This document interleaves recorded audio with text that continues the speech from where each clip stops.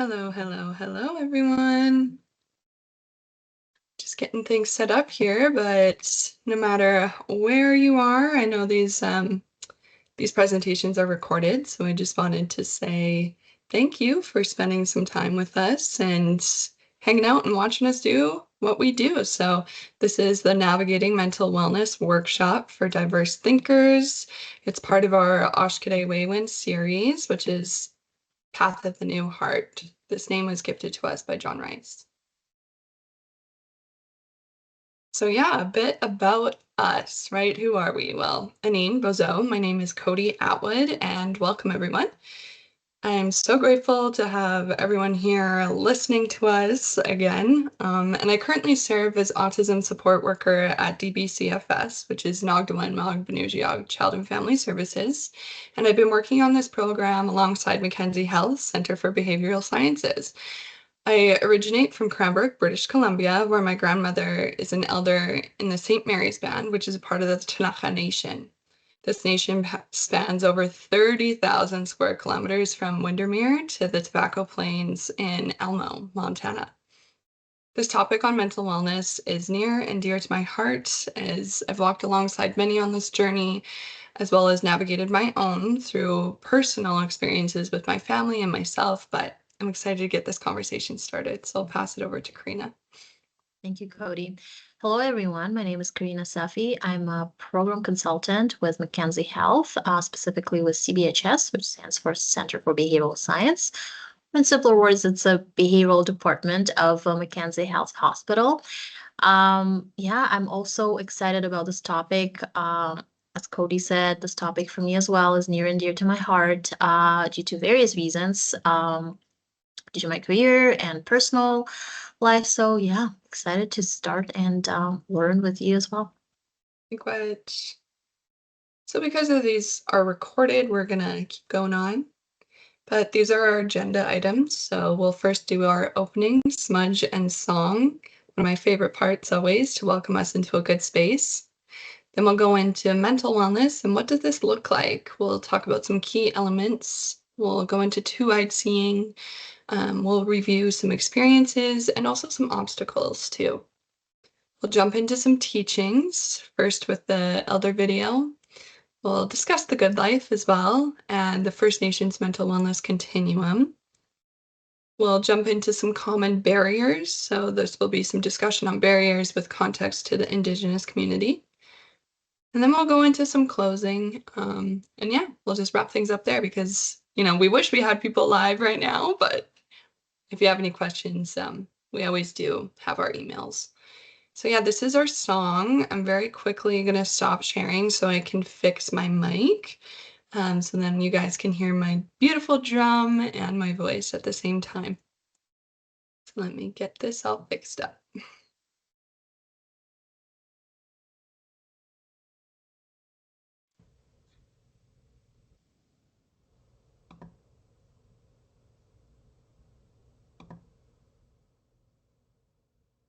Can you see the screen?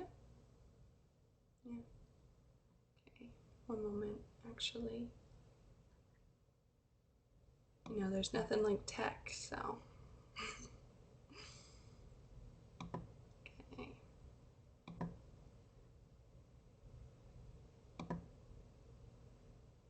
How about this? Yeah? No notes? No? Perfect, okay. So this is We Remember You. Before I begin, I really want to take a moment to acknowledge and honor those who are no longer with us. These are our ancestors, our loved ones, and those who have begun their journey sooner than expected. The song that we're about to share, We Remember You, was originally written to protect and bring awareness to the sacred resting places of ancestors, particularly in Wisconsin, where the burial grounds hold the memory of those who came before us. So it's specific to that region. However, it's been picked up and it's been shared pretty widely. This is a really, really beautiful song that speaks on many different experiences. So it also gained some popularity to recognize missing, murdered Indigenous women and girls, and it's been shared in remembrance. But today I also want to invite us to expand on this remembrance to those who we have lost by suicide, an ongoing crisis affecting Indigenous communities at high rates. Colonization, intergenerational trauma, and systemic barriers have created deep wounds. Yet within culture and traditions, there is resilience and there's connection. I remind you that we're not alone, and let the song be a moment of reflection and a call to carry forward those memories and those that we have lost with love, respect, and commitment to supporting one another. So I'm going to start a smudge here really quickly, so then we can go into this conversation with, a clear mind, but also invite the spirits to come and to join this conversation with us. And we hope that, in this, that we're going to be, woo, that was a big one, that we're going to be accompanied with good hearts, good intentions, good minds. When I smudge, I always think to myself, I want my words today to be met with intention and kindness too. So I want to communicate that. And that's kind of what this medicine does, is really cleanses us to bring us forward and bring us present into this conversation, and to let some of those things go, right? Okay. Smudge through the screen. All right, let's get started. So yeah, this is it's a very gentle song. So the drum is a lot lighter and our voices are a lot softer. Okay, we'll start with the 4 honor beats.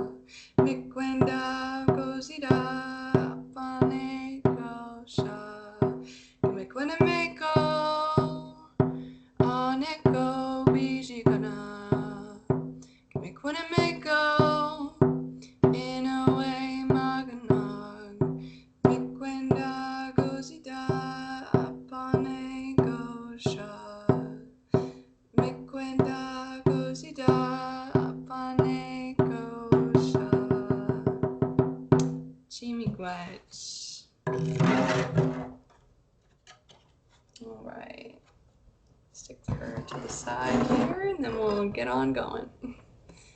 So I have to stop sharing for uno momento so that I can fix my mic for you guys again.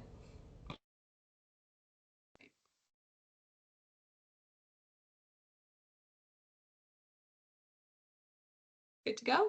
Yeah, good. Perfect. No notes. No notes. Look at that. Look at us go. So yeah, I just want to be mindful with language. So throughout this presentation, we're likely going to use different terms to describe individuals who experience the world in unique ways, such as shiny people, the gift of being different, autism, ASD, and neurodivergent. All of these are valued, and we aim to honor the diverse perspectives that they reflect. More often than not, you'll likely hear us saying, the gift of being different and shiny people, depending on the context of the situation and, the circumstances of which you're saying it. But shiny people was kind of originated in Indigenous context, but John Rice brought it to the table and he said, these people, they're shiny, right? So I'm going to describe really what that means in a moment here. Yeah, and before we start our presentation, a little disclaimer here. Please know that this presentation is not meant to be in lieu of diagnostic tool for mental health concerns. If you suspect that the person you support or yourself may be presenting with mental health concerns, please ensure that you speak to a professional, trusted person. Thank you. So yeah, shiny children, you heard me just say it, but shiny children are those who possess a unique way of knowing, being, and interacting with the world.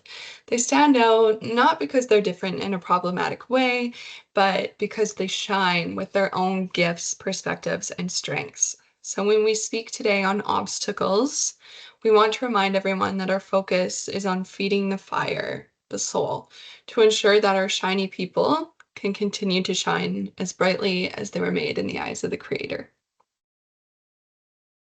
Beautiful. Thank you, Cody. So on this slide, you can see the Western medicine definition of autism or shiny people. In Indigenous thinking, it is believed that every person, including those who think differently, is unique and part of a large community. The experience that is called autism in Western medicine isn't just a condition, it is a diverse experience. Like the land and seasons that vary from place to place, each person with the gift of thinking differently experience the world differently. Their needs and supports change depending on their journey and environment. Rather than seeing autism as a fixed condition, we embrace its complexity. And a better symbol for this is the rainbow infinity, that is becoming very, very popular day by day. The rainbow represents the diversity of experiences, showing that every person with autism has their own strengths and challenges. The infinity symbol reminds us that everyone, no matter their neurodivergency, is connected and has a place in society. This approach celebrates the unique gifts each person brings and the importance of supporting one another in our shared community. Okay. So you heard me say the mental, the First Nations mental wellness continuum. What is this exactly? So you see it in its entirety on the left here. You'll probably not be able to make out any of the words on the screen, but this could be found on the Thunderbird Partnership Foundation website. So if you look up Thunderbird Partnership Foundation, you'll find it there. And yeah, so what is it? So it was developed by First Nations communities, leaders, and health organizations in Canada. It reframes mental health through an Indigenous lens by recognizing that wellness is more than just the absence of illness. At its core, the framework acknowledges that colonialism, systemic barriers, and historical trauma have deeply affected First Nations mental well-being. Instead of using a Western medicalized model of mental health in isolation, which often can focus on diagnostics and treating disorders, this continuum is holistic and community driven and kind of bridges both, right? So you've heard me preach these foundations before if you listened to any of our prior recordings. However, it's what's been developed through the FNMWC, the continuum. So it has a holistic approach to wellness. It's not just about the mind, but also about the spiritual, emotional, and mental well-being. Healing happens through a balance of self, community, land, and culture. Another one, cultural identity as a foundation. Connection to language, land, ceremony, traditions, and elders is central in healing. Mental health services should be rooted in First Nation worldviews alongside Western psychology. Self-determination. This one's a big one, right? First Nations communities knows what works best for their people. The model supports community-driven programs and partnerships with Western services where appropriate. Intergenerational healing and addressing trauma. This really recognizes the long-term effects of residential schools, systemic racism, and forced assimilation. Healing requires restoring relationships, reclaiming traditions, and addressing past harms in safe ways.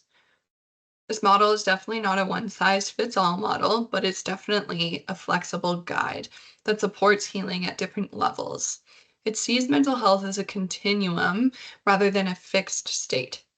meaning people move between different stages of mental well-being throughout their lives. Now, I could discuss the continuum for probably over an hour, but for the sake of time, this is how far we're likely going to get today. And I'm going to send out a link so you'll see it in the references at the end, where you'll be able to access it through the Thunderbird Partnership Foundation. They have so much details about it and really dives into its entirety. You can also search it on YouTube. So the 4 key elements, this is also related to the First Nations mental wellness continuum model, is hope. The first one, hope. This is really about finding that strength, right? And holding on to that strength. So this is the foundation of wellness, and how its belief is that healing is possible. And hope stems from self-determination and the will to find purpose. Belonging, strength and community, right? Wellness is strengthened by relationships with others. Strong sense of belonging protects against mental wellness concerns and helps build resilience. Meaning, this is your cultural identity and things. This is about learning about your culture and learning what that means for you. And when people understand that what their role is in community, what their purpose is of life, they'll begin to feel more grounded about that purpose. Well, purpose is living in a good way, right?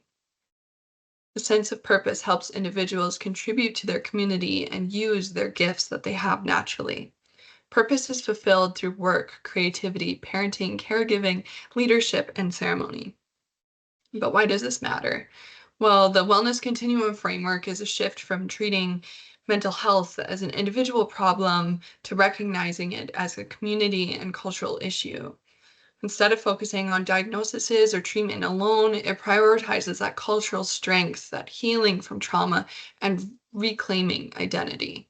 Ultimately, it acknowledges how mental wellness is not just about feeling okay, but it's about being connected, living with purpose, and being in balance. Thank you. And before Cody continues, I'll quickly just jump in and talk a little bit about mental health and mental wellness and what is this and what is the difference. We'll be very quick with that. So, mental health is the overall state of emotional, psychological, and social well being, which includes both the strengths and some challenges or obstacles that we may meet during our lifespan. Mental wellness, on other hand, is a proactive approach to maintain and improve mental health, focusing on positive habits, coping mechanisms, and emotional resilience. So, to sum it up, mental wellness is a part of mental health, but mental health includes both the positives and some um, uncomfortable aspects of mental well being. And I'll pass it back to Cody. Miigwech. Thank you. Yes, I like seeing both side by side. So Binnoojiiyag, the good life, was talking about that purpose, how we can live in a good way. So Binnoojiiyag means living a good life in Anishinaabemowin, and it's deeply connected to well-being, balance, and living in harmony with self, others, and the land. It encompasses physical, emotional, mental, and spiritual health, guided by values such as the 7 grandfather teachings. When someone's experiencing a mental health struggle, it can be understood as a disruption in their journey towards Binnoojiiyag. This does not mean that they're failing or that they're lost, but rather that they're in a period of imbalance. In many Indigenous worldviews, well-being is cyclical rather than linear. I always turn back to that. Things are cyclical. Life is cyclical. So this means that struggles are part of the journey rather than a departure from it. Healing's about reconnecting with those teachings, with those relationships and practices that restore that balance. Definitely check in with your medicine wheel. So how can we get back? What can we do? Let's explore that. We can recognize disconnection. Struggles with mental well-being often involve feeling disconnected, whether from identity, culture, community, land, or self. A person may feel overwhelmed, lost, or unable to find meaning to go forward. Understanding mental health through this lens shifts the focus from illness to imbalance. Part of this workshop is to help identify the signs that someone is struggling. Healing through relationship. Indigenous perspectives, healing happens in community. Whether through reconnecting with families, seeking supports from elders, or cultural resource advisors, check out a friendship center near you. Engaging in ceremony, relationships can help turn the person in the right direction. Reclaiming purpose and gifts. Everyone has gifts to them by given to them by the Creator, and part of Binnoojiiyag is using these gifts in a meaningful way. Struggling with mental well-being can make it hard to see or believe in one's gifts. We can explore rediscovering them through storytelling, medicines, the clan system, etc. Finding creative ways to bring them back, though, that's kind of where the magic happens. So I know, especially when I'm feeling pressured or when I'm feeling stressed or I'm going through something, one of my gifts is art. So I really like drawing. I really like, being creative. And my mom noticed that in me when I was little. It was a gift that was also passed down from her. And I would draw, and at times when I was not doing so well, I wouldn't be doing those things, right? So she used to find like creative ways to draw me back in, get me back to what I love doing. And she wouldn't take the pressure on it. So she wouldn't say, maybe you should draw. You should draw. It'll make you feel better. You should do that. Because I knew it would, but but the pressure was something that kind of would affect me. But what she would do is she would spin it in a creative way. So, my coworker's birthday is coming up, and I know how wonderful your gift is with art. Would you mind helping me draw a birthday card for them? I would really like some help. So it really made me feel valued, right? It made me, oh, you know what? I can do this and I can do this for someone. It'll make them feel better. It'll make them happy to see it, right? So it was using my gifts in a good way. She would find creative ways to do that. We can honor cycles and natural rhythms. So just as the seasons change, so do our personal journeys. Struggle is not a permanent state, but a moment in a larger cycle. Traditional practices like fasting, sweat lodge ceremonies, and spending time on the land can recenter one's spirit. John Rice told me that each spirit is pure, made with love and in the best intentions of the Creator. But over time, we develop a shadow self. So through trauma, grief, through loss, through hardships, things that we might be, taking with us and putting on our backs, we might be holding this, right? And you might worry like, well, my spirit, what is that doing to my spirit? Our spirit stays intact. Our spirit is always pure. Our spirit is kind. Our spirit is good. But we develop that shadow self. So something that follows us, right? And we're taught that when we do transition over to our spirit journey, and when we go to meet Creator again, our shadow self stays down on earth, and it stays on this like physical plane in a sense. And we're able to go with our spirit, the pureness of our spirit, and we're able to go to Creator. So, that walks alongside us, right? But just know that your spirit is always pure. We can embrace two-eyed seeing. So for many, healing means blending traditional ways with contemporary mental health supports, therapy, medication when at the right time, or clinical interventions can work alongside cultural practices like land-based healing and our traditional medicines. Understanding struggle as a part of growth. So struggle is seen as a teacher in many traditional stories and challenges people learn to grow and reflect through it as well. Walking the path of Binnoojiiyag does not mean never facing hardship. It means learning how to walk through it with guidance, support, and self-compassion. So for example, take the seven grandfathers story, where the person in the story, the child, wants to go and do a spirit path because he was feeling lost. He wanted to learn, like, he wanted to see what was out there, right? So he fasted and he fasted and he took his time and he was out by the fire in the wilderness and trying to touch back with Creator and take these stories and these teachings, but nothing was coming to him, right? And it was days out there.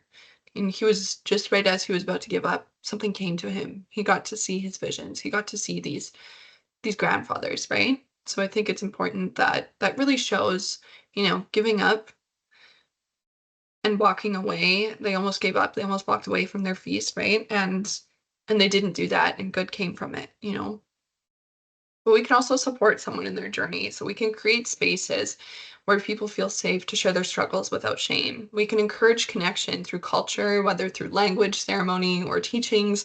We can help them to see their strengths and gifts even when they feel lost. And we can offer a non-judgmental, holistic approach that considers the four directions of our medicine wheel.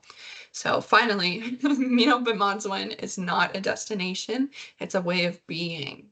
When someone is struggling, the goal is to walk alongside them as they find their way back to balance. Healing is about stepping into a renewed, deeper understanding of ourselves and our place in the circle of life. Reg. Thank you. Now, let's talk about mental wellness and shiny people. So, gift of thinking differently. This slide highlights the key differences in how shiny people think and process information, but it is based on research in Western medicine. So first, you can see there the neurodevelopmental differences. What is this? This means that the brain and nervous system develops and functions differently, which may lead to, exploring more gifts, but also some obstacles in life. Secondly, you can see the social communication difference. This means that simply those who have a gift of thinking differently, they might just express themselves differently. Right? Again, there's no right or wrong way. It's just different and might be, again, different from how the majority of people in the community express themselves or communicate their wants and needs. And that is important to keep in mind when we're supporting the shiny people. And the last part you can see here, behavioral development. So lots of shiny people, a lot of shiny people, many of them, they may exhibit unique patterns of behavior, including repetitive actions or some special interests, and we will be talking about it in a few seconds probably. So again, that might lead sometimes to meeting some obstacles during the lifespan, but also it might lead to discovering unique gifts. And in both situations, we as caregivers or people working in the fields, right, we should be there, keep it in mind, and do our best to support shiny people. And that will bring us to the next slide, please. Our probably favorite one, right? Shiny people often have unique strengths and abilities, including all of those that you can see on the slide, the attention to details, special interests that we call them. So they have this amazing gift of, getting so interested in some specific topics and they're becoming an experts. For example, I learned actually a lot about public transit from one of my clients I worked with because this individual was so knowledgeable about everything. So one time I had to, like last year, I wanted to go to Niagara Falls and I was looking for a better way to do it. Do I drive? Do I take public transit? And that individual just honestly just took the map, showed me where I go, what I use. Like you take this bus here, you stop here, you walk here, and that was amazing. I myself would never be able to do that. So that is just an example of those special interests, how we call it in the field. So memory and learning, they have a unique gift of again memory. So I see it very often. Sorry, and a lot of my clients, a lot of individuals I am privileged to work with. Another one, focus and concentration, right? Being able to work on specific tasks for a prolonged time. Not a lot of us probably can brag about it, but that's one of those gifts. Honesty and integrity, that's another gift that I see all the time. Visual thinking. So lots of shiny people are visual thinkers, and that is why also we can notice that a lot of them are very creative and might be in the creative kind of fields. Art, logical thinking, that's another one because they're so good at pattern recognition. Routine, they strive with routine, but also they're able to create those routines, right? That's another thing. I've used help from quite a few of my clients to work on some routines for some small tasks. Because they're so great at, like, okay, you need to start here, you need to do this and this and those patterns, and you need to, like, this is your end goal. Yeah, and resilience, of course, because with the gift of thinking differently, they, as you can imagine, sometimes face some obstacles that we can also talk about right now. All right, some experiences and obstacles. This slide, it focuses on, as I said, obstacles that are faced by people who think differently. And this information is important to know in order to be able to provide better support for shiny people. Some difficulties include difficulty understanding social rules because they might see it differently, right? They might sometimes not understand, why are you saying this but meaning that? Why can't you just say this straight to my face? And right, and sometimes that happens. So masking, that's that's a common strategy that is used by our shiny people. It's basically trying to fit in, right? Because very often they're so self-aware and they understand that, okay, I am thinking differently from people around me, right? I do have different interests. I do have different way of seeing this life, but they want to sometimes fit in, right? And that's what we call, in Western medicine, we call it masking. So sometimes they just kind of put their needs and wants a little bit aside just to accommodate people around sometimes, right? And sensory sensitivities or sensory needs. We all have sensory needs. Right? Some of us, we love loud music. Some of us, the opposite. We would prefer maybe something quiet or, dark rooms, light room, like very bright light. Our shiny people, they also have sensory needs, and they might have them more in a more intense way, just because they feel it differently, right? So that's another aspect to keep in mind to create. When you're working on creating a more comfortable environment and more comfortable, more positive experiences for shiny people. Thank you. And that brings us back to this conversation, mental health and mental health imbalance. So what is mental health concerns? This is a significant change in thinking, emotions, or behavior that impact daily life and well-being, often signaling for need for support and care. And that is, again, important for us as caregivers or support workers in the field to keep in mind, right? Knowing those strengths that our shiny people possess, as well as some experiences and obstacles that they may face. We need to keep an eye on those, signs sometimes. Is this person I'm supporting, is everything is in balance? Do they need maybe a little bit more support, right? And as you can see on this slide, so mental health, it's psychological well-being. It's often seen as psychological well-being and effective daily functioning, right? Looks like absence of major mental health concerns that we mentioned before, the ability to adapt to stress and maintain the relationships, the balance of cognition, emotional, and behavioral functions for social and work participation. So that's lots of words, but really, I really like the example, Cody, you gave about, your childhood was drawing. That's how it's going to look in real life, like in the real environment practically. So if you see that the shiny person in your life might not be that interested in, in those activities that they liked, maybe, usually, right? Or maybe they are a bit slower with their daily tasks, or, maybe some more tears there, or more irritation, or maybe some behaviors that are repetitive, right? Lots of our shiny people, they do like to get into those repetitive behaviors. If you see them more often, that might be your sign that, okay, maybe we need to look into medicine wheel, and maybe we can see how we can support, and if their support is needed, or maybe it's just one of those days that we all have. Yeah, thank you.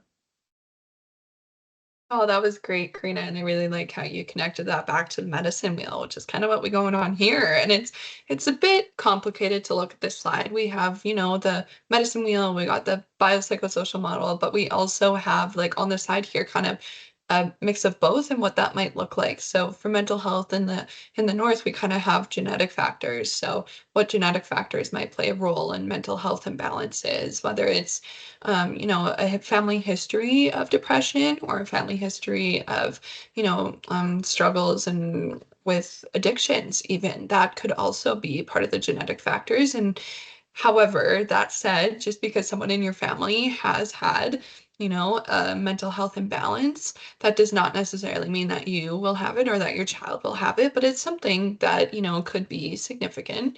And we also have biological factors as well. So you'll see that this could be, as we have here, like age or gender or genetics and stuff like that. That's kind of connected to the genetic factors as well. But, you know, we have imbalances, for example, hormonal imbalances, that this might change some things, Um, it's physiological kind of components, I guess you could say, of mental health. So that could also be connected to the medicine wheel with mental and emotional health. And it reinforces just the importance of balance with our body too. So making sure that we're checking in with how our body is feeling, because we often say that we hold on to this stress, hold on to this trauma and stuff, and we can feel it actually in our body as well. So I'm sure that, if you're having a particularly hard day, you might have experienced some shoulder pain, some back pain, stuff like that. That can also connect to the physical aspect of mental well-being too. So these things do, they kind of tie in together. We have environmental factors on here as well. So adverse childhood experiences, for example, whether it be abuse, neglect, these can also increase the risk of some mental health imbalances. Traumatic life events or ongoing stress, so social isolation, domestic violence, poverty, housing instability, these types of things can also increase the risk for some mental health imbalances. This factor really fits with the biopsychosocial model, as well as the key social determinant of mental health. And in the medicine wheel, environment can also be kind of related to emotional and spiritual well-being as well, showing that, a person's surroundings and connections really shape our overall mental health state and kind of where we are.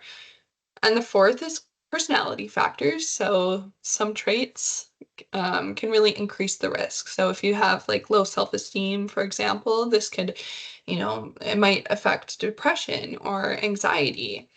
And this ties into both the, psychological and the mental aspects of the medicine wheel. But we can examine these factors and we can really look at the biopsychosocial model along with the medicine wheel framework, and we can kind of combine them together. So then we're always just keeping track of like where we are in terms of our balance, in terms of our child's balance. And it just it goes to show that, once you focus on the whole self, some of these things really are going to begin healing as well. So yeah, we'll move on here. These are the numbers, if you don't mind, Karina. Oh, totally. Yeah, so these are the numbers, and we're going to use, since it's again based on Western medicine, I'm going to use those terms, right? So, according to the statistics, 78% of children with autism have at least one mental health concern, as opposed to the youth without autism, they might have 14.1% of mental health concerns in their life. And I think, Cody, if you'd like to add Yeah. some Yeah, examples. so I think, when we see numbers, we often feel quite uneasy with them too. They can be a little scary, right? Especially numbers like these where it just shows like a dramatic difference, right? But I think it's also, numbers, as much as they're important to look at, and they're important to see, it does not define either. Numbers are not defining. So I think it's just important that when we view these, that we can see them for what they are. And it is bleak, but that does not mean that, that your child is any less than. that your child is any less than, perfect, right? I want to recenter us back to that teaching of, shiny children. Every child was made in the eyes of the creator. You were made in the eyes of the creator, right? So it's scary to think, my child has this gift, right? This difference. And it's not that it's a bad difference, but does this mean that they're going to, run into things as well that might affect their journey even more? Right? And I think it's important to see that, that might not always happen, for one. And for two, this is also a learning opportunity. So we can use this to make sure that our shiny children do not slip between the cracks, right? So oftentimes, shiny children, they have, we have different ways of communicating. We all do. And some shiny children, they're nonverbal, right? So maybe this is like a moment to reflect and see, how can we communicate like with our children, and how can we connect with back to them in a way that makes sense to them, in a language that they understand, so that we make sure that they're doing okay, right? So we can use these numbers as more of like an awareness approach, and we can go into it, into our caregiving journeys and stuff, and really examine, like, how is my child doing, so we can take that moment to look at these numbers and to just hold our loved ones close, right? So, this does not define, but this just is an awareness moment. Miigwech. Totally. Thank you. Yeah, that was yeah, I agree. That was nicely put. And so on this slide introduces some of the most common mental health experiences by people who think differently. And again, as Cody said, it is important to understand that some of those experiences, they occur more often in their lives, right? And they're more common for those who think differently. Again, based on what we just discussed, the gifts and the way of the thinking, right? So these are the Western medicine names for those you can see on the slide for those experiences, and let's just quickly chat about how it might look in everyday life. So anxiety disorder, if we really simplify it, is just excessive worrying, right? Being worried sometimes without a visible or I should say without a very obvious reason, right? So if your child that you're supporting, your child or yourself, if there is this feeling of like, oh, something's gonna happen, something is happening, but objectively maybe everything looks okay, that might be the what is called anxiety disorder, right? And maybe again, it's time to have a conversation or just maybe a little bit of more observation on how this child leading their daily life these days, right? What might affect this. Next one, depression. Again, very simple terms, absolutely non-medical. It's the sadness, right? It's the sadness. It's this sometimes expression verbally or non-verbally that, nothing makes me happy these days. I don't feel happy. I don't feel comfortable maybe with myself. Something is wrong. Yeah, and it's really hard to find this happiness and smile sometimes. So that might be something that you might hear or see. The obsessive compulsive disorder. This is something that might look like, I'm trying to think of my mom. She loves to do that. So every time she closes the door, she goes and checks us like 3 times. So, but if one day she forgot to do that, it's totally okay for her. She'll be like, oh yeah, oh, I forgot to check if I actually locked the door. For somebody with a so-called obsessive compulsive disorder, that might ruin the whole day because they will be constantly thinking like, oh my God, did I check it? I probably didn't lock the door. So somebody will come. So those, again, this kind of similar to anxiety disorder, and Western medicine, they come from the same family. So this is excessive worrying, and to make it feel better, people with this who experience this, they have to perform some sort of a ritual. Again, we all have, and we talked in our in-person workshops, we all have some sort of rituals, right? Like it's usually part of our routine. But the difference is with somebody, again, for somebody who experiences obsessive compulsive disorder, if some part of this routine is not performed, that ruins the whole day. That affects the mental wellness, basically. So yeah, that's how it can look. And ADHD, or I think everyone knows that, right? So ADHD, again, in simple words, is just a very active child. And usually how you can, or an adult, usually in practice, it might look like, again, very active child that might not need lots of breaks in between, right? They might be busy with several tasks at the same time. So they're kind of great at multitasking, which is a gift. Or you can see them being busy, busy, busy, busy, and then boom, in one moment is the quietness, and they're just taking a break and recharging and participating, in some sort of very, very simple, repetitive activity sometimes. And that's kind of a moment of recharging. Then again, after a few minutes, they can, or after a few hours, actually, they can just get up and start multitasking again. So that how it might look, not always is the way it looks, but it might look that way for ADHD experience, I guess I have to say. Yeah, and that probably is everything I wanted to share about this slide, unless, yeah, Cody, you want to add something? Perfect. Yeah, so ADHD is autism, or no, what is it? Attention deficit Yes, thank hyperactive you. disorder, is it? Okay. Just in Yes, case our audience was curious. thank you. I completely blanked on that one, actually, No, to be that's okay. honest. Oh, okay. Is that my slide? My slide, guiding principles. So, how to know if it's a mental health concern and not just autism, right? So, how to know if our shiny person experiences, faces those obstacles, right, in their life, and they or having not a very pleasant experience.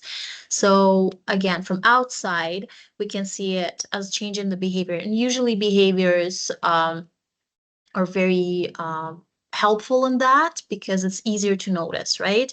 Because again, our children are shiny people. Sometimes they're not speaking. They might not use words, or sometimes they do use words in everyday life, but when they're going through intense, experience, right? They have those emotions and feelings. They might choose not to share anything, right, from their experience. So usually behavior is what shows us. So look for big changes in the mood, actions, or how those people function, right? Again, the daily functioning, activities of daily living, how we call them. So next one, the duration and intensity. So mental health concerns, they last longer, they affect the daily life, and they're more intense. And again, by being intense, they're probably more visible and more noticeable. Distress. If the person is having troubles coping with whatever is happening, and sometimes it might be something very, very simple, but because something very intense is already happening with them, right? If they're experiencing those obstacles, their coping might not be fully accessed by them, and that's probably where they you would want to offer the support. But again, not always we can catch it right away, so that's why we're having this slide, right? So impact on life is the next one. Look if is it harder for them to do the everyday activities, right? Is it do you notice that at home they behave differently, or they refuse maybe participating in something that they like? Maybe school, maybe you hear something from school if the person is at school, right? Maybe you have those logs and teachers are emailing you saying, like, you know what, I've noticed something is off. Maybe you want to explore that. And specific symptoms specific to the conditions that we experiences that we just discussed.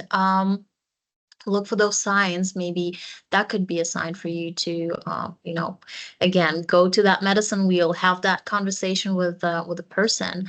So the key points, the co-occurrence, or in simpler words, when those experiences are happening in addition to the everyday experience the person has. So autism and mental health concerns, they quite often happen together.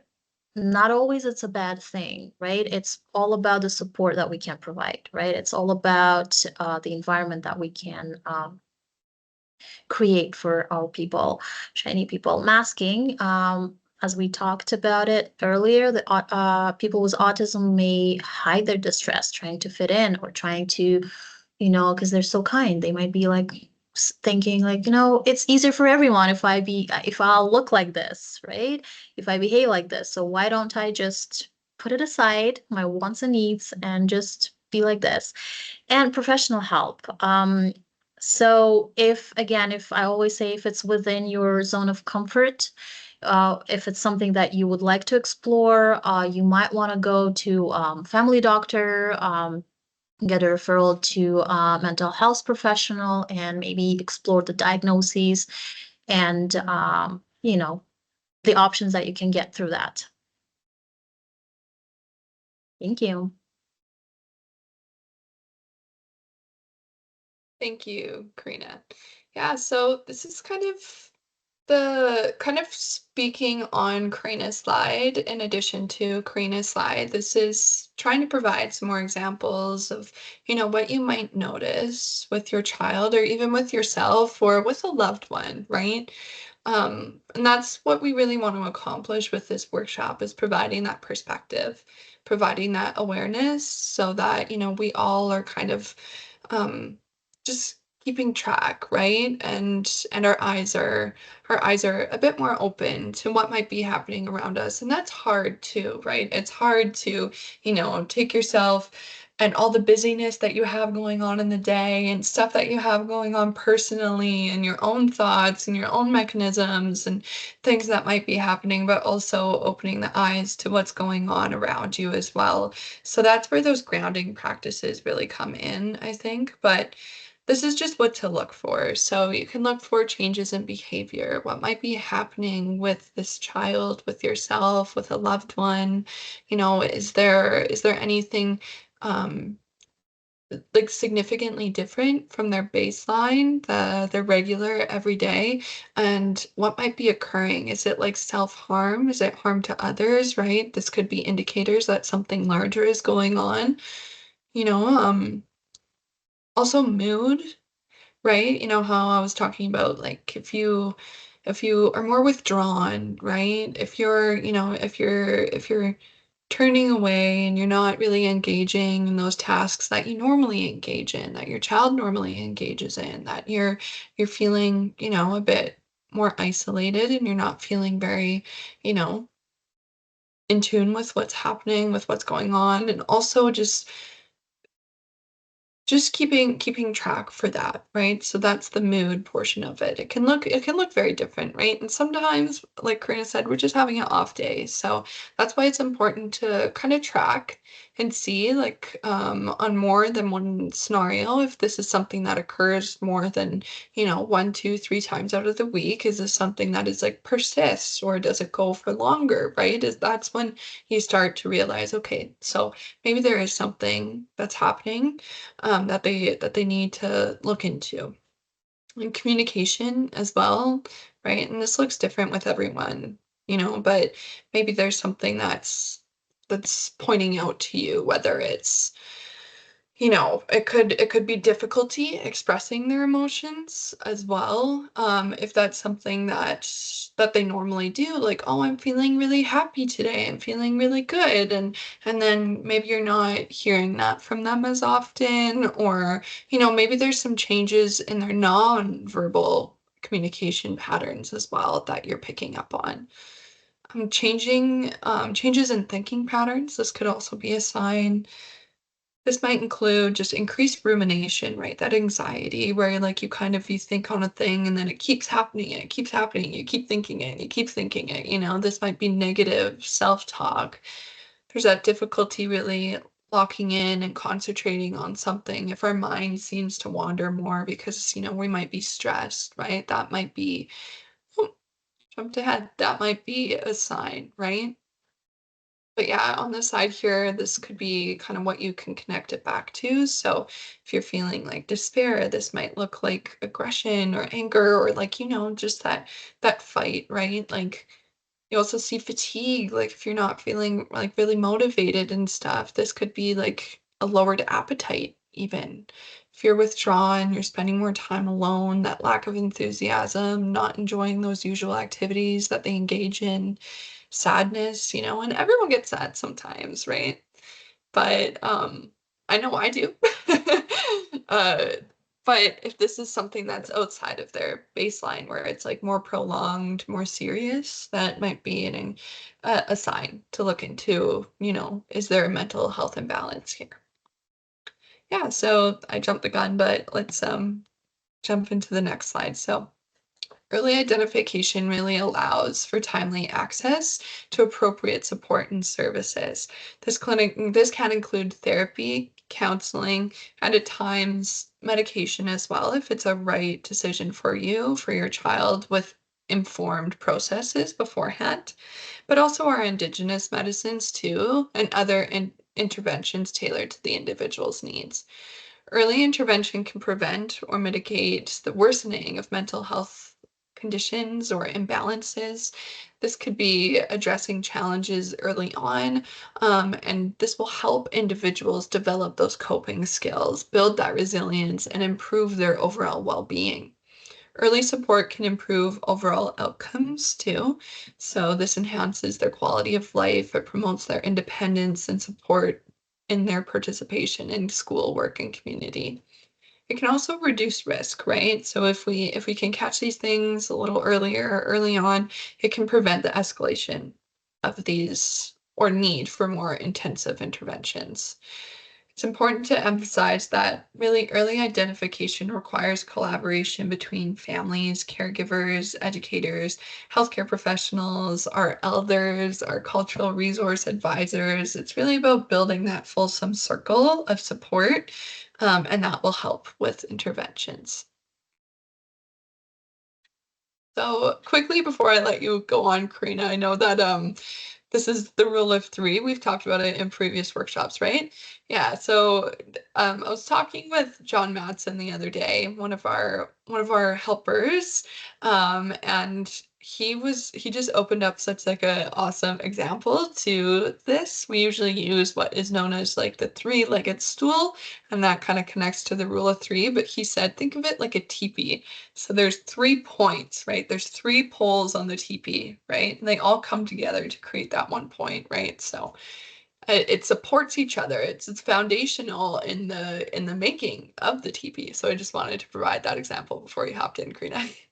Thank you. I was just about to ask you to provide this example, actually. I was like, how do I ask Cody about that? Thank you. Yeah, that's a perfect analogy, and it's great. Rule of three. It is again based on Western medicine. Is the way to support our individuals who might need more support within the Western medicine system. Quickly about that, I think it's still applicable because it kind of correlates, right, relates well to the medicine wheel in the way that, and the idea of that we need to explore which part might not be balanced, right? And so from this perspective, those are three poles. First one is the medical, psychological, and psychiatric factors that might affect the mental well-being that we're talking about today. So again, in the context of our topic, it's recommended, I guess, yeah, it's recommended to say to address those parts, right? Like the medical, psychological, and psychiatric factors. Again, if you're comfortable with that, if you have access to those assessments. Why it is important? Because sometimes, yes, you see the person, the person might be more sad, in their day-to-day life. They might be not having, or maybe even expressing that they don't have enough energy to complete their day-to-day daily tasks. It might be something that is actually affected by mental well-being, but it might be also that their body just doesn't have enough elements like vitamins, for example, and that's why it is recommended to maybe sometimes check, right? Maybe there's iron deficiency in the body. Maybe the person just, not just, but maybe person struggles with sleep, right? So everything around them might be okay, but it's just sleep disruptions that really affect, and we had a workshop on that. So it might affect mental well-being tremendously sometimes, right? Maybe diet has changed. Again, our shiny people, shiny children, sometimes they're so specific to the things that they would like to eat, and they agree or disagree to eat, right? And sometimes that affects as well the whole being. So that is the first pole. Almost said the leg. That is the first pole of this TP. So next one, the community support. We talked about it from workshop to workshop. Cody did a beautiful job talking about it today too. It is always important to have this community support, right? So depending on the specific experience within the context of mental well-being, look around. What are the community supports that are available for yourself as a supporter and for the person that you're supporting? So reach out to local organizations, reach out to support groups in your area, right? Maybe talk to the mentors, whatever community support you have access to. Lastly, the behavior needs. What are the skills that might be lacking in the moment for that person, right? Use the strategy. Sometimes maybe one of the behavior strategies I'm thinking about right now in terms of mental well-being, some of our shiny people, they get easily overwhelmed when you give them a task and it looks very, very big, right? It might not look big for me, but it might look very big and complex for them. So one of the strategies might be, for example, just take this task and break them in smaller ones, right? So that's another part of providing the support. Maybe teaching some coping skills, discussing that part, and always advocate for your shiny people. Thank you. Miigwech, that reminds me of just like how sometimes a task seems so simple, but is actually so much more antagonizing than what it's supposed to be. For example, laundry. Do your laundry. There's about 10 million steps to doing laundry, right? So that's what Totally. gets put off in my house. Okay, so we're gonna move on to our video here. I'm gonna stop sharing. Feel free to, skip forward to where the video begins, but I'm just gonna set this up for us really quickly.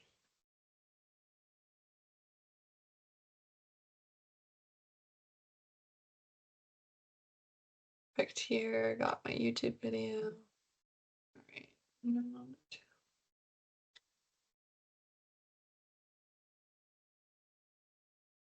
Okay, so as you know, we share these videos in a bit of a chunk, right? But these will be public access eventually. However, right now we're kind of just using them for the purpose of these workshops since that's what they were designed for. If you come to a live session, then you're able to get the link to what the YouTube video is. Okay, so I have to include sound. How's I'm this good. look, Just Karina? yeah, it looks great. I can see Yeah? it. Okay. Yeah, it's not a full screen though. I will. Okay. Yeah. Okay. Yes. Perfect. And sound. Would be Yep. from Good. the water. Okay. I'm gonna mute and turn my camera off just so it's easier for us.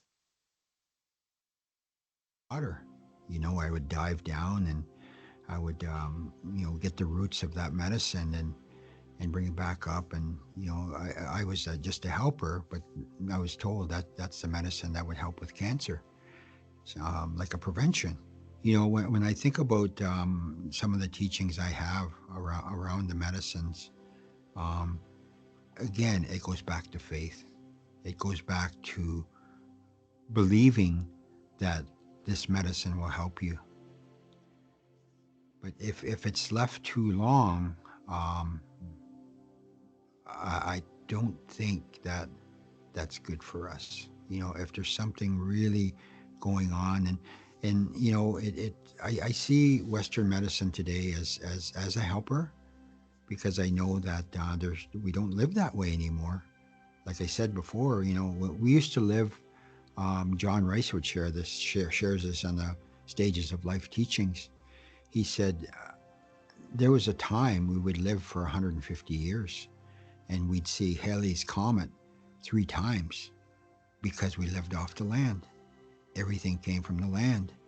The medicines, everything we that sustained us came from the land.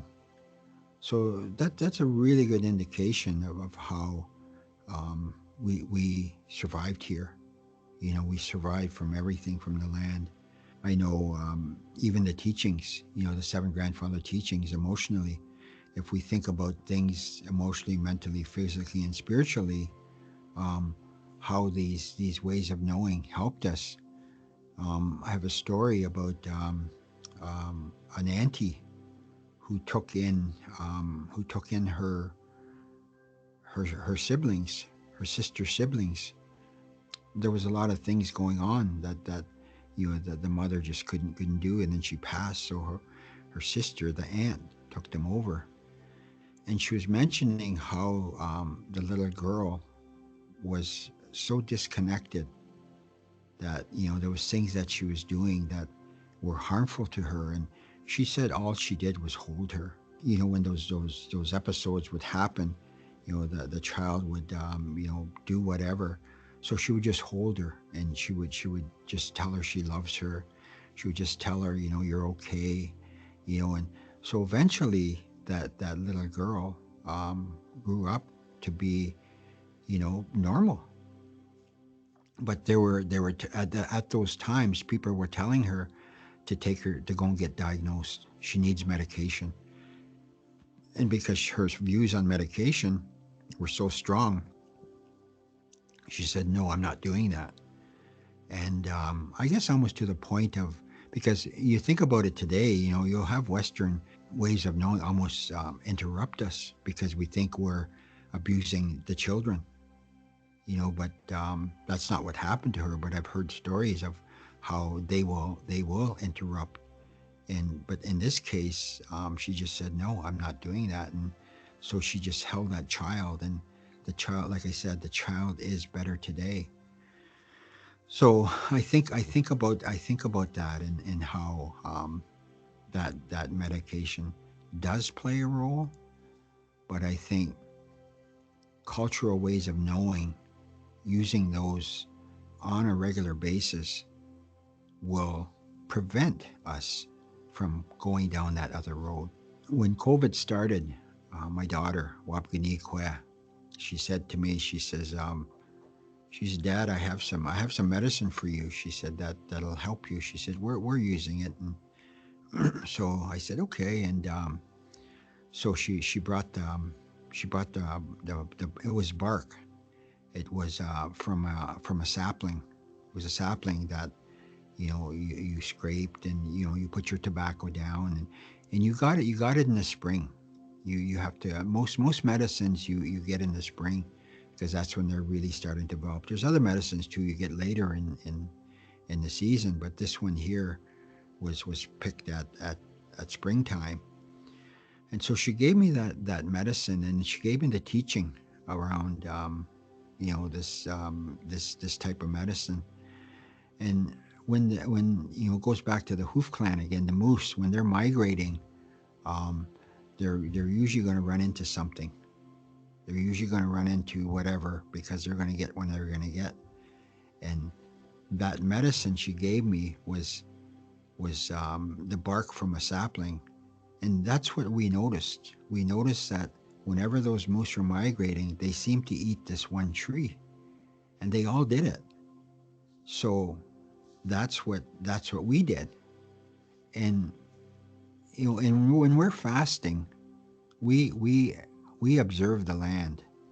If I'm Eagle Clan, I'm Hoof Clan, I would sit and I would watch the animals. I would watch, their behavior, what they were eating, and how they were acting, how they were interacting with creation. And a lot of times back in the day, that told us what exactly we needed for our wellness. They would say that if there was anything we needed to help us, it would usually grow around our house. Whatever that was. Maybe it would be those saplings from a tree.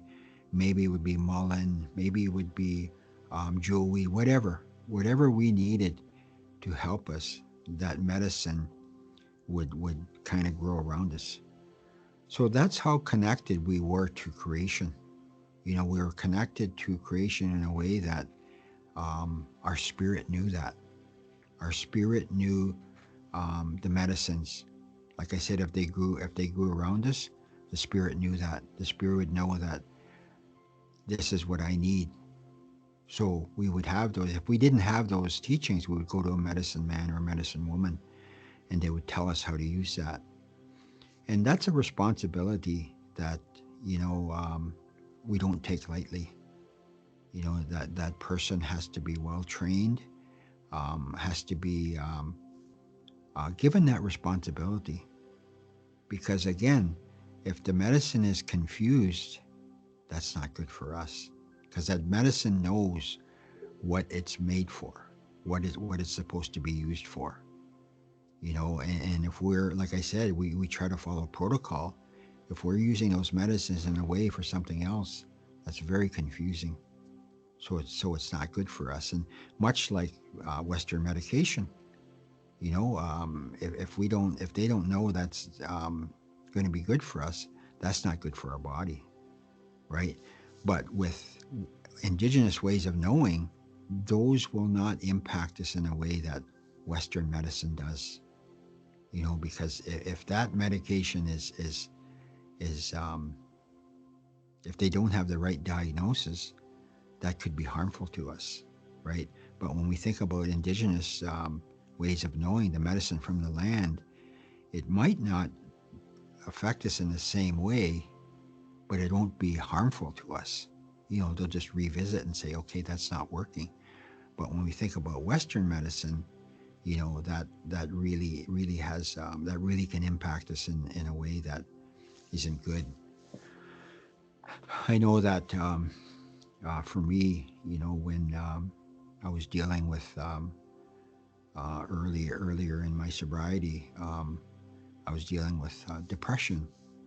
It seemed to come at a certain time of year, and I find out a lot of people deal with that in the fall time.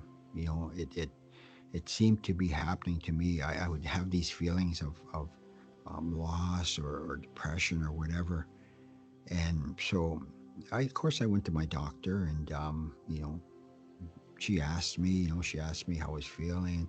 So I was prescribed a certain medication that was supposed to help me. But at the time, I was also I was also getting on my path. I was working with my mentor, and and I felt kind of guilty about that, using this medication, because I was going into sweat lodge. I was doing all those things as a helper.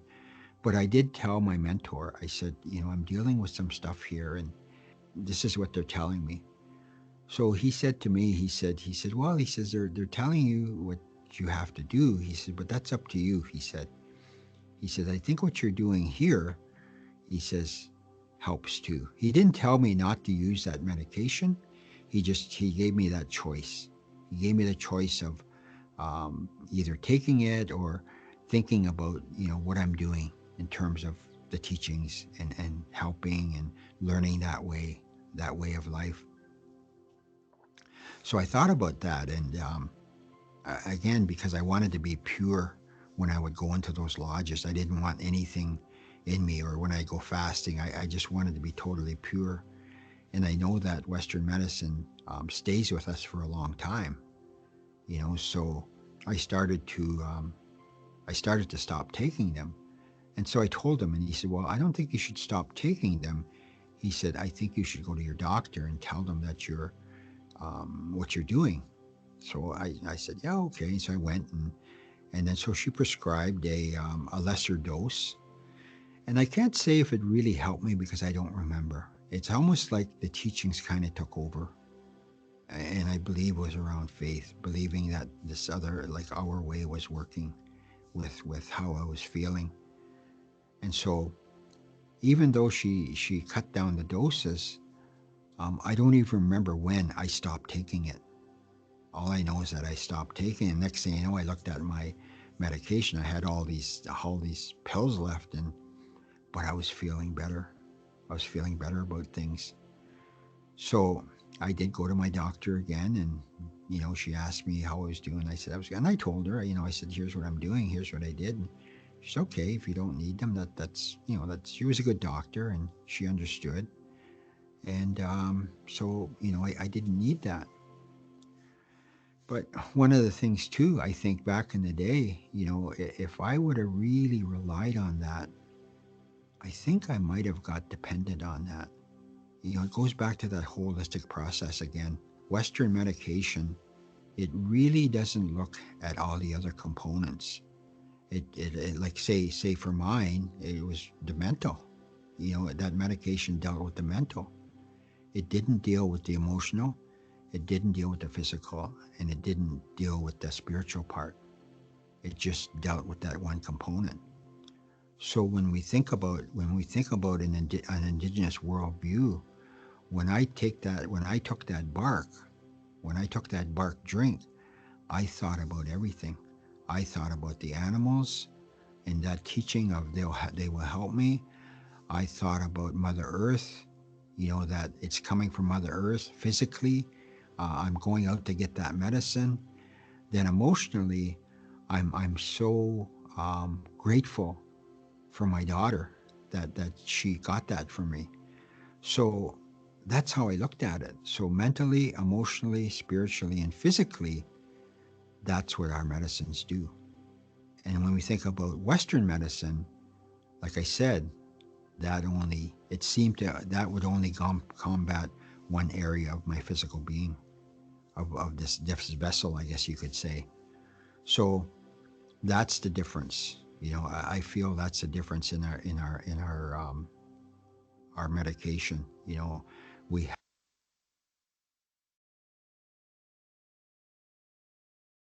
Felt like a good area to kind of recenter ourselves back. Um, that said, I think it just really spoke on how nothing exists in isolation, right? And that's our medicine wheel. And you could see his beautiful regalia where it showed the medicine wheel as he was speaking. But um, yeah, the medicine wheel, it touches on everything, right? It brings us back to every aspect of self, and it's all connected, right? So I think that's definitely really important. That said, I might have to make you guys dizzy because it's gonna begin at the very beginning, as it always does. So close your eyes. Right. So yeah, sweat lodge practices. So you heard him speak about the sweat lodge and about how, it's cleansing. It's used for purification, healing, and spiritual renewal. It involves sitting in an enclosed lodge while hot stones, otherwise known as grandfathers, are placed in the central pit and water is poured over them to create steam. The ceremony is deeply ritual and it represents a return to the womb of Mother Earth where participants can cleanse their mind, body, and spirit. So, the purpose, you see, I kind of have a few words down here. Cleansing. It helps release negative energy and renew the spirit. Physical purification. The heat and the steam can help detoxify the body. Mental clarity. It encourages reflection, prayer, and emotional healing. Some participants, when they set intention before going to the lodge, they might fast or they might think particularly on a hardship that they're experiencing before going in and going into the ceremony. And the connection to culture, this is a sacred space for teachings and guidance from elders, mentors, and community partners. So a few things to know in case you're curious about this practice. Sweat lodges are sacred, and participation should be guided by someone who knows, who knows the medicines, who knows that experience. It's a communal experience as well, so each person's journey in the lodge is very personal, but they're coming together. Hydration and preparing mentally and spiritually are really important before entering. There's also some beginner sweat lodges where you can take breaks at any time you feel you need fresh air. And yeah, there's kind of variety. So it's like beginner, medium, the medium, and then like, okay, you've experienced this before. So, there's different ones. Ceremonies also follow protocols, right? And these teachings are going to vary from nation by nation. So it's important to look into that too. So just as the heat and steam really draw out those physical toxins, the ceremony encourages the release of emotional burdens, making space for clarity and healing. The darkness of the lodge represents that return to the womb, offering a chance to reset, to sit with one's struggles in a safe space and just release. You can emerge lighter, more grounded, and spiritually realigned. This might not be the most sensory-friendly experience for some, but if you find that you're inclined to learning more, I would suggest definitely reaching out to a friendship center near you as well. So yeah, this is the Maslow's hierarchy of needs framework. And I'm just going to dive into a bit of the history behind it before I turn it over to Karina. So Abraham Maslow spent time doing anthropological research on a Blackfoot tribe in 1938. His interest in human motivation led him to conduct field work with an Indigenous community in the prairies in Alberta. Their ultimate purpose was to study the tribe's security needs, which is essentially how their culture met the basic psychological needs of their people. Their theory was that social hierarchies were maintained by dominance. Instead of dominance, Maslow found a cohesive, egalitarian, which is fair or equal, society that deeply impressed him. His time among the Blackfoot later proved influential as he developed his famous hierarchy of needs in the early 1940s. Interestingly enough, during his research, Maslow found widespread self-esteem. He was struck by the emotional security and confidence of the people. Maslow estimated that, this is a direct quote, 80 to 90% of the Blackfoot tribe had a quality of self-esteem that was only found in 5 to 10% of his own, or American, population. He found that their culture had an understanding of worth and fulfillment, which he would later term self-actualization. This was the norm for the community that he observed. He recounted that this observation totally changed the trajectory as he was as a psychologist. Society maintained through community and collective values rather than an authoritarian hierarchy, which actually upended Maslow's initial hypothesis about dominance. Maslow's hierarchy of needs was influenced through the Blackfoot. He observed that their wealth was measured by generosity rather than accumulation. And he learned that the wealthiest man in the Blackfoot tribe's eyes is the one who has almost nothing because he has given it all away. This practice of communal sharing and reciprocity amazed Maslow, especially when contrasted to the materialism of the Western dominant culture. He noted that higher level well-being, as their needs were continuously met through a community-wide effort. Everyone took after everyone. And this was common among the Blackfoot and was common in many Indigenous tribes. It helped Maslow refine his ideas on human motivation. Yeah, so that's kind of the history of the framework. But I would like to mention, though, that the Blackfoot tribe in Alberta that was specifically observed by Maslow doesn't necessarily choose to align with this model because it doesn't align with their ideology that they believe in a communal wellness. And this framework kind of goes to a point and it's kind of linear going upwards, whereas again, we focus on the cyclical, everything is influenced by everyone, right? So it's a community-wide effort. and not just at the individual level. So I'll pass it over to you, Karina. Thank you, Cody. Yes, and exactly that would be the key difference. And the key difference is that the First Nation Wellness Continuum emphasizes the interconnectedness, as Cody just said, and the collective well-being of the community. And on the other hand, the Maslow's hierarchy is often applied to individual development. So in Indigenous frameworks, the connection to family, the community, and the environment plays the crucial role in mental health and the overall well-being and wellness, which aligns with the holistic approach taken by the wellness continuum, right? That we discussed, like Cody discussed before. Yeah, and it's important to mention probably that together, if we using the frameworks, both of them, they can provide a more comprehensive understanding of human well-being and integrating individual growth with collective and cultural aspects of mental health, mental wellness as well. Perfect. Yeah, so you'll see the pyramid here. This starts with number 5, which is physiological needs. This is things that kind of essentially keep us going. So water, food, shelter, things like that. So safety, that's kind of having, that innate safety that you want to have day to day. So that's things like security, and making sure that, you're living in a safe way. So if you have that, that's another part of the pyramid. Love and belongingness jumps over to esteem, and then that's how you reach self-actualization. So definitely using both of these frameworks will provide like more comprehensive understanding of what we can do for wellness. So let's quickly go through some anxiety, examples of anxiety, what anxiety might look like. This is kind of the last part of our presentation before we hop into, some resources and stuff. So we'll get there. So anxiety, when it takes hold, it often feels automatic. Our thoughts trigger our emotions, which then drive our actions. But anxiety is not just about feelings, it follows a pattern that we can learn to recognize. If we teach children to spot these patterns early, or ourselves, we can then gain the ability to pause, to reflect, and adjust our response before anxiety takes over. By understanding this cycle, we're giving ourselves a tool. So this not only eliminates anxiety, but it's also a way to manage it in a way that seems to give that control back over. So this is the thought, feeling, behavior cycle. It's a concept that explains how our thoughts influence our emotions, which in turn drive our behaviors.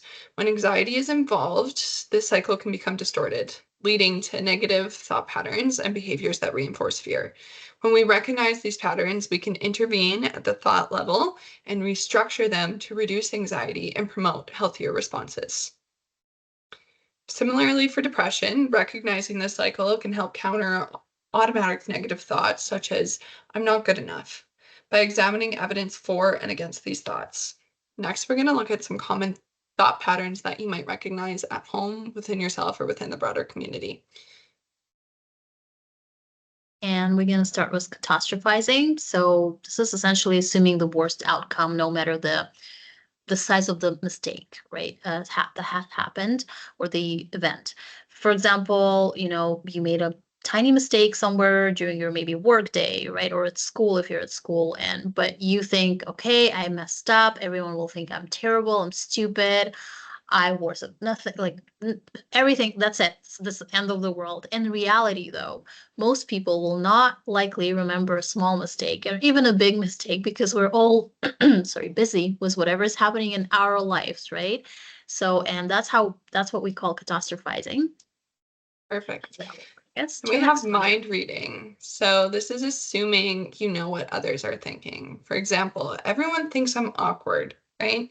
Well, the reality is that, like Karina said, others are likely focused on what they got going on, so we can't always mind read. We never know what other people are thinking unless they tell us. Next one, black and white thinking, is basically seeing things in extremes. Everything is just super good or everything is just super bad. There is no in between in this type of thinking pattern. As an example, if I don't do this perfect, whatever task, if I don't do this perfect, I have failed. In reality, though, there's a middle ground always between success and failure. And again, people are usually not as judgy as we think they are. Exactly. Fortune telling, predicting the future, And this is typically negatively, and it's without evidence. So that's the key thing, right? And like a lot of these things aren't necessarily rooted in evidence or 100% true fact. It's just what we're feeling in the moment. So for example, I know I'm going to panic and I know I'm going to mess up. Like there's no ifs, ands, or buts about it, right? Reality, the future is uncertain and you might do really, really well. So what we can do when we recognize these patterns is by recognizing and reframing them. First, we help children identify automatic thoughts. These are the immediate, often and sometimes negative beliefs about a situation that they're having. Then we can challenge those thoughts by examining the evidence and asking, is this really true? Finally, we can guide them into reframing their perspective. We can shift from self-doubt to a more balanced, constructive way of thinking. This approach can help build resilience and confidence, and this will help children manage anxiety and self-criticism more effectively. And for depression, we can shift the negative thoughts as well. So we can say, if they're thinking, I'm a failure, we can say, well, I've had a hard day, but that does not mean that I'm a failure. So we can identify that automatic thought. We can ask, what are we saying about the situation? Then we can examine the evidence. Is this 100% true? And then we can ask, what is a more realistic thought? So yeah, this was a game that we originally played. So what if I mess up in front of everyone? We can do reframed thoughts here. So A, B, or C. Which one? Probably C, right? What if I do great and I feel proud of myself? That's our reframed thought. Oops, sorry, I forgot to unmute myself. Yeah, and that brings us to other strategies, right? And the strategy that you can see right now on the slide is called visual emotional cards, or usually in applied behavioral analysis, we do use lots of visual aids, as we call it, not necessarily connected to the emotions, but oops.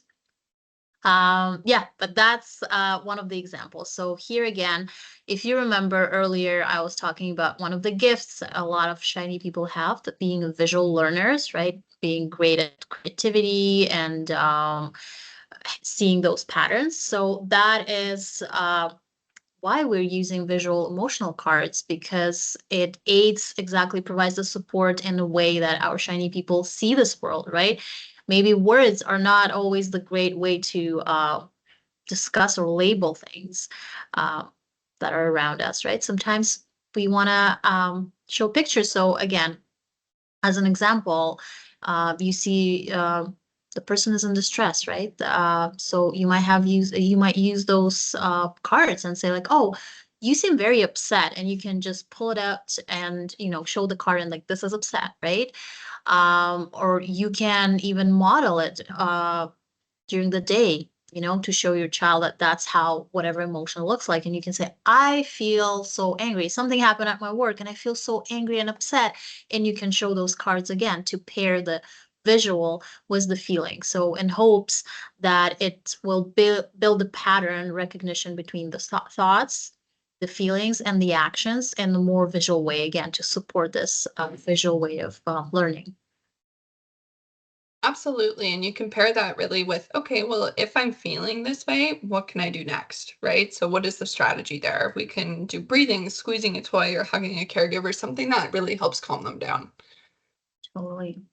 Next, we have a strategy that follows a first, then next model. So this will help children recognize thought patterns and their responses to triggers and plan for different outcomes. In this example, rather than staying overwhelmed by what was affecting them at the time, the child learned that using noise canceling headphones will help provide a relief for next time. So this approach builds self-awareness and problem-solving skills, supporting children in managing sensory sensitivities or emotional reactions in a way that empowers them, right? So my siblings were being very loud. I remember how much this used to annoy me if I was a kid and I was like trying to read or something and there was something going on in the background and they were screaming and playing and fighting. Come from a quite large family. Well, maybe in this scenario, I got upset. Maybe I got upset and I covered my ears and I screamed and I told them to shut up or something. Well, next time, maybe I can walk to a different room to provide more, space between myself and what was affecting me. Or I can put in some headphones, or I can go outside, connect back to nature, reground myself. So that's really what it's doing, is preparing for a second strategy, one that can, help you in the long term. And these are stories. So, how can we use stories? So, social stories are a great way to help children reframe anxious thoughts by presenting a real life situation in a safe and structured way. By seeing a character navigate a similar worry, like being nervous about a new teacher, children can really learn those adaptive ways to manage emotions and build confidence in unfamiliar situations. Similarly, we have Indigenous storytelling or Indigenous teachings, and these have long been used as a way to teach resilience, values, and ways of understanding the world. By incorporating both these traditional storytellings alongside social stories, we can help connect children back to cultural teachings, reframe challenges, and see themselves as a part of a greater journey of learning and growth. So, for example, a child is scared of a new teacher.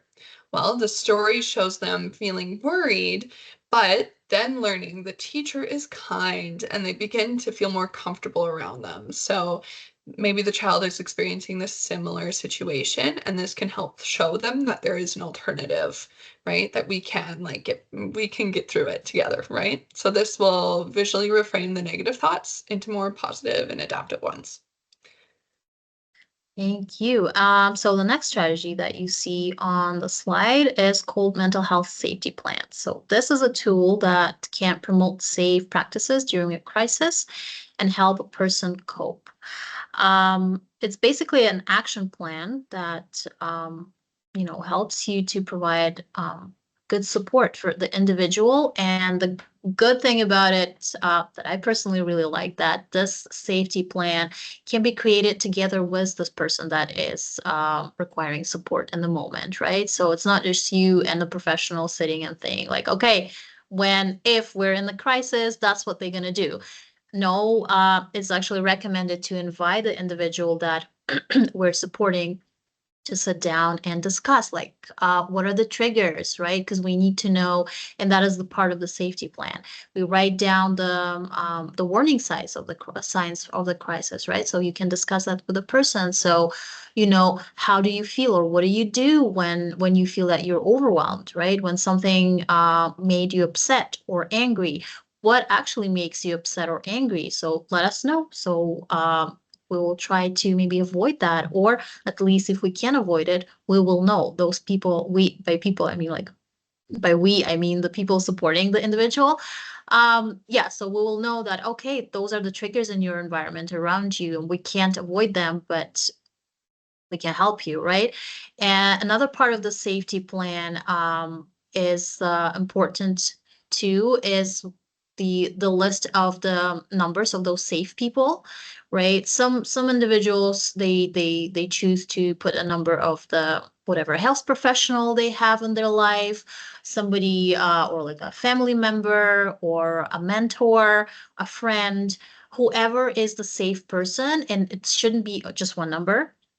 It can be a list of numbers. Some agencies, right, like some hotlines sometimes, depending on the challenges that are targeted in this safety plan.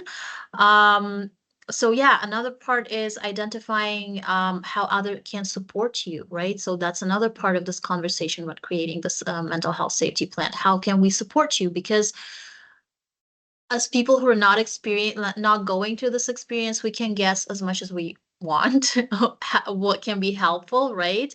But again, shiny people, they have this gift of thinking differently and seeing this world differently, and that brings this idea of sometimes maybe the support that we think might be helpful, right? Like we are taught that might be helpful, might not be actually good. As quickly as an example, I'll just say, when I just started working in the field, I started partial like one part of my career, I worked with younger children, and my natural kind of thing go to was like, oh, the child is crying. I want to jump in. I want to give a hug, right? I want to talk and I want to cuddle and maybe say like, you're okay. Everything is okay. But then I quickly learned that some of those shiny children, they actually get more overwhelmed when you give them this hug, right? The sensory, because it's not part of their sensory need, right? They would prefer to maybe have the distance, have less words, or no words at all. So again, that to the point that we might think that some things are working, but it's always a good practice to ask the person that we're supporting, how can we help you? How can I help you? What do we need to put in the safety plan? And quickly, just another thing to mention, sometimes we say safety plan, but there's, again, as ABA professionals, we use our own, the behavioral safety plan, and this is going to be a different from mental health safety plan. Just something to keep in mind if you're supporting a person who has both professionals involved, like mental health and behavioral professionals. So they might look a little bit different in a way that obviously the behavioral safety plan will work on behaviors and how to support through that behavioral lens. And I think that's everything I wanted to mention for that strategy. Thank you. So that'll get us into our barriers, challenges and barriers that we might face, and that Indigenous individuals in particular may face, right? So long wait lists and limited services. Specialized Indigenous mental health programs are underfunded and typically understaffed. This will leave individuals without support when they need it most. We also have rural, and that's an interesting word to say, rural and remote barriers. So for many Indigenous people living in rural or remote communities, accessing care means traveling long distances to urban centers for specialized services, limited or no local mental health professionals, especially Indigenous ones, high costs of transportation and accommodation, making it inaccessible to many, even in virtual services. These can be challenged as well due to poor internet connectivity in some areas. We also have geographic and cultural isolation. So being physically or culturally isolated can make accessing care difficult. Many prefer to receive care from someone who experiences and understands their lived experience, worldview, and history. But these services are not always available nearby, and the lack of culturally safe mental health practitioners can push many to choose between inadequate support or no support at all. Systemic barriers and racism in healthcare, and this is very, real and very alive, unfortunately. Many Indigenous individuals report experiencing racism and discrimination in the healthcare system, leading to mistrust and avoidance of services. There's a lack of Indigenous representation in mental health professions, making it harder for Indigenous people to receive care that reflects their cultural identity, which should be a right. The Western model of mental health care does not always approach strategies with consideration to Indigenous ways of healing, such as land-based practices, ceremony, and elder involvement. There's also eligibility and jurisdictional gaps, so access to funding services often depends on status, location, and government policies. For example, First Nations versus Métis versus Inuit eligibility, whether or not there's a status card that was received by the individual or whether or not they're non-status, right? So this all depends on what programs you have access to. There's also programs funded by the federal government, for example, non-insured health benefits for First Nation, Inuit, and Métis. Many, they may not cover all of these mental health supports, and gaps between federal and provincial jurisdictions leave many without adequate care. But there's also a need for some systemic change because of these barriers, right? So they need to expand Indigenous-led mental health programs. We need to increase funding for remote and land-based services. We need to train mental health providers in culturally safe and anti-racist practices. We also need to remove these barriers that prevent access, and we can all do that starting at the center level, right? It's necessary. So these are some resources. I would like to really quickly just invite you to screenshot these. We have Talk for Healing. This is really important. This is a First Nations help phone line, Wabono Aboriginal Health also has a talk phone line. The Inautic Healing Lodge, they offer a range of support services to Indigenous individuals and their families. And these services are available in office or at home or in the community. I also encourage you to reach out to your local child family service providers, because they'll have resources related to exactly where you reside, depending on where you're living and watching this at the moment. There's also resources for Indigenous youth for mental health and wellness via the CMHA. And there's a link here, but I'll have to share. I would just recommend you look up Indigenous mental health services through the CMHA. They have a long list of resources. So that's the Canadian Mental Health Association. We also have a crisis team program in Northern Ontario. We have the More Than One Treatment and Healing Lodge for First Nations, Inuit, Métis individuals. We also have community wellness workers, and very important, the Union of Ontario Indians, the UOI, will be able to assist in finding you a community wellness worker in 38 First Nations communities throughout the UOI territory. There's that number highlighted in red as well. So I encourage you guys to take a screenshot of this or write them down or pause the video. And then we have the Durham Community Healthcare Center. This was formerly Korea. They offer brief counseling services. They also have an Indigenous child and youth mental health and addictions worker. We also have the Durham Counseling Walk-in Clinic from Wednesdays from 12 to 7 p.m., but you have to call ahead and confirm availability. This is free confidential services for children, youth, who are 3 to 19 years of age, but also their families too. Intake for counseling sessions take place on Tuesdays, and you would call the clinic at that extension there. So these are our takeaways. We've gotten to our point here. We hope that you're able to walk away from this workshop with a reminder or a newfound perspective on being able to identify and address a mental health concern. Being able to recognize a mental health challenge means noticing changes in thoughts, emotions, and behaviors early as best as you can. It also means creating safe spaces and connecting individuals to appropriate supports. And struggles, definitely next. Struggles are not signs of failure, but moments of imbalance that call for realignment. Healing happens when we walk through challenges with guidance, connection, and cultural grounding. So disruption does not equal failure. True wellness comes from blending Indigenous knowledge with Western approaches, honoring both ways of knowing. Using both perspectives allows for more personalized, culturally safe, and effective supports. And support exists in many forms: community programs, elders, family, traditional teachings, and clinical services. Knowing where to turn to can make all the difference, and accessing these resources is a step towards your well-being. So yeah, this is our schedule. So next you will find us presenting probably on the interwebs here for Finding Balance, Grief, Guilt, and Shifting Routines. And then you'll see we wrap up all of our workshops on May 29th is our last one. This is our survey. If you can, take a moment to pause, take a screenshot, and open this link here. Yeah, it's really important and integral to our practice and to the growth of our program if we're able to receive some feedback from you guys. So that'd be great. These are the resources that we used. I really encourage everyone to go to Health Canada, the First Nations Mental Wellness Continuum Framework, and then following up from that, the Thunderbird Partnership Foundation. And they have a guide to implementation as well. And they have a YouTube webinar. I think it's like 45 to 50 minutes long.